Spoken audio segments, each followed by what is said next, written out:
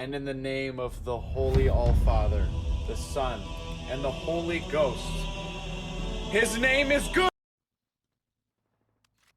There was a time in my life that I cared a lot about politics. You could say that it was part of my personality when election season was rolling around. You know, naturally as a fourth grader going to Catholic school, I was in a perfect position to be debating political topics because I knew everything. You know, they taught us PEMDAS last week, and I just learned how to use a key legend to determine distance on a map. I was a genius. I was on top of the world. What do you mean you can't debate me? No shot. Sometimes I wish I was a lawyer, but I hate reading. Way too much paperwork to go into that. Um, as I got older, though, I didn't really pay too much attention. You know, I'd talk trash on people's Facebook walls because that's what you did, and got into arguments with boomers. That was another thing. I got into political arguments with boomers on Facebook. How pathetic! I don't know who should be more embarrassed. Probably him.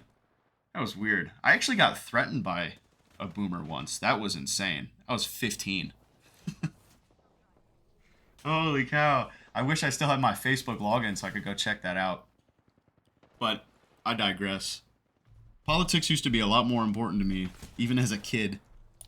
That was when my parents were getting really riled up by politics. You know, I'd come home after school, they're yelling at the TV. I'd be carpooling with my friend. Her family would be yelling at the TV. So naturally, it felt like, oh, this is the thing we got to do. We got to make sure that our country stays in line. This is the most important thing right now. This is critical. You got to spread your beliefs, and you gotta force people into believing what's right or what you believe is right, just like modern day Christianity. Can I get a you suck in the chat? What was that?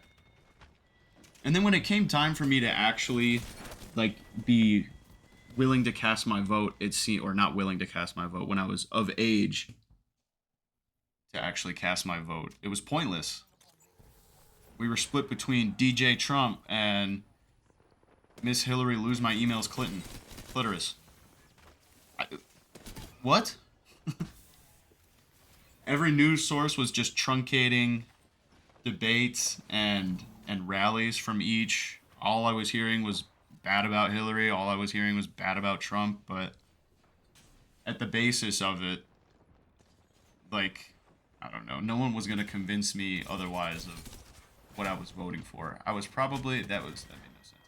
I was a sophomore in college by the time that election rolled around.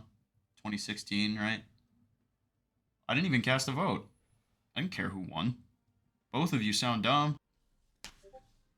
Look, people have and always will get passionate about very touchy subjects. That's just kind of how it works. Sensitive topics are hot topics. And it used to be fine to have these discussions within like a circle of people you trust, but it's kind of hard to come by that nowadays. A lot of people will really latch on to these things. You know, I'm talking the controller versus keyboard and mouse debate, religion, and of course politics. Controllers are more comfortable than keyboards. Keyboards are meant for typing, not for gaming. Come at me. I try to live a Christ-like life because he was a better man than me. So it doesn't do me a disservice to try to watch my actions type of thing. But then if I become self-righteous and start to judge people for maybe acting out, then who am I? You know, I'm not perfect, so that's useless and idiotic. And then for me to alienate someone based on their political beliefs is also close-minded, if you ask me, because people, again, were raised in a different household, educated on the topic differently, and will vote for their own beliefs and for what's best for their family. And based on your location or, you know, what someone's career is, it might differ. But then again, to go and start shoving your beliefs down someone's throat and try to get them to see things from your point of view is all too useless. Waste of your time. And then to go on social media and start using retweets as references from authors that nobody fucking knows and nobody cares about as well.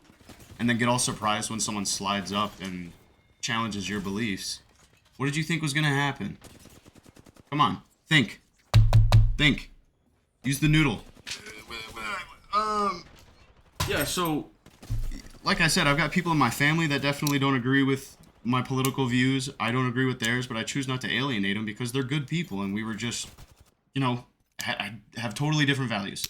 Well, not totally different values, but a different perspective on the topic, and it's not worth it to try to get in an argument about it. And the two-party divisive system is designed to do just that. They were once together and then separated, and now they're starting to like overlap with beliefs. You know, remember when Democratic Party used to be Republican Party, and now they're kind of doing the same thing. The pendulum's swinging all the way upside down, throwing up on itself, and then swinging all the way back up again.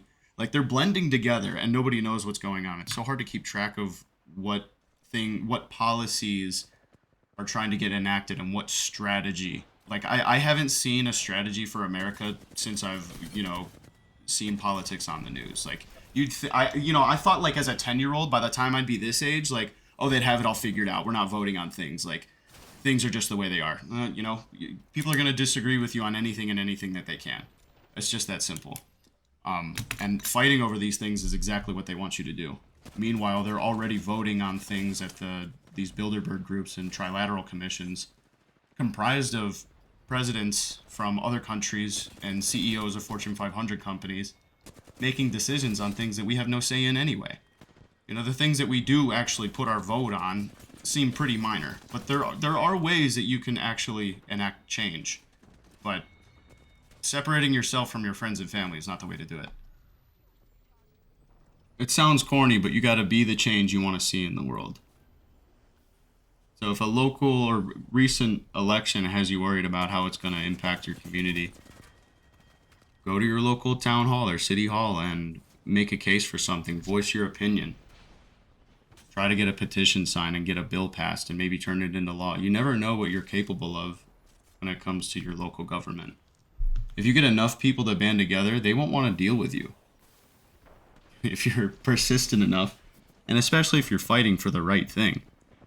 You'll get people banding together with you, and people will support you in silence. And even those that don't, they'll be grateful to know that they have someone in their community that'll fight for them. Right? That's how you make change. And even the people that'll disagree with you, it's like, well, you'll be met with resistance, but if you know it's right, just fight for it. You're good people. Come on.